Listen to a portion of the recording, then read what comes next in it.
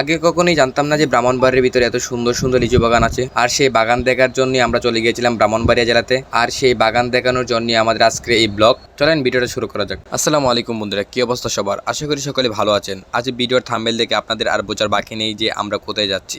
আজকে আমরা চলে যাচ্ছি ভৈরব থেকে ব্রাহ্মণবাড়িয়ার উদ্দেশ্যে।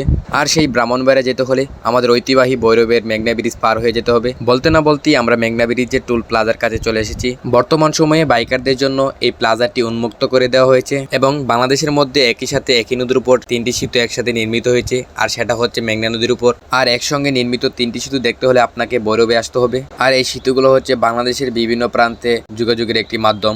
বর্তমানে আমরা মেঘনা ব্রিজের উপরে আছি। আর এই ব্রিজের মাঝখানে দাঁড়ালে মেঘনা নদীর সৌন্দর্য উপলব্ধি করা যায়।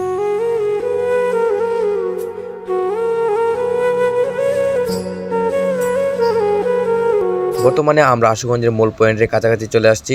আর রাস্তা এতটাই ভাঙা ছিল যা গাড়ি স্টারিং ধরে রাখতে নার্ভাস ফিল করছিলাম। রাস্তাতে প্রচুর ধুলাবালি ছিল, যার ফলে গাড়ি রাইড করতে সমস্যা হচ্ছিল।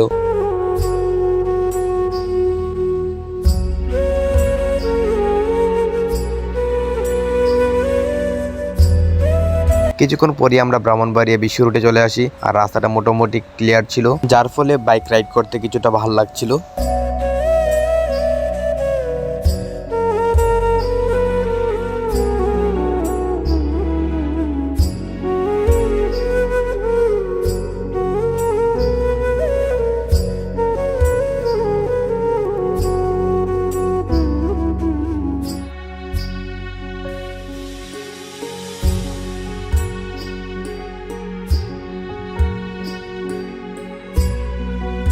দীর্ঘক্ষণ রাইড করার পরে আমরা বাগানে এসে পৌঁছালাম। কয়েক বিঘা জমি নিয়ে এই লিচুর বাগানটি তৈরি করা হয়েছে এবং প্রত্যেকটি গাছে ভালো ফলন এসেছে। হ্যাঁ, আরেকটি কথা, লিচু বাগানে আসছি আর যদি লিচুই না খাই তাহলে কি আর চলে? তাই তো সামনের দিকে এগিয়ে নিজ হাতে কয়েকটি লিচু পেরে নিলাম। নিজ হাতে গাছ থেকে পেরে লিচু খাওয়ার মজাই আলাদা।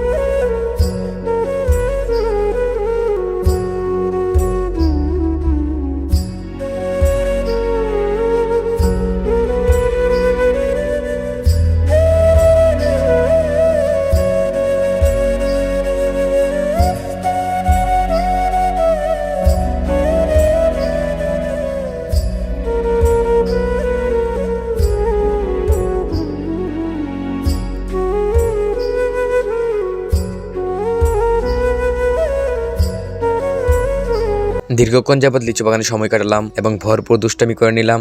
এখন বাসায় যাওয়ার পালা। ভিডিওটা আপনাদের কাছে কেমন লেগেছে কমেন্টে বলে যাবেন। আজকের মতো আল্লাহ হাফেজ।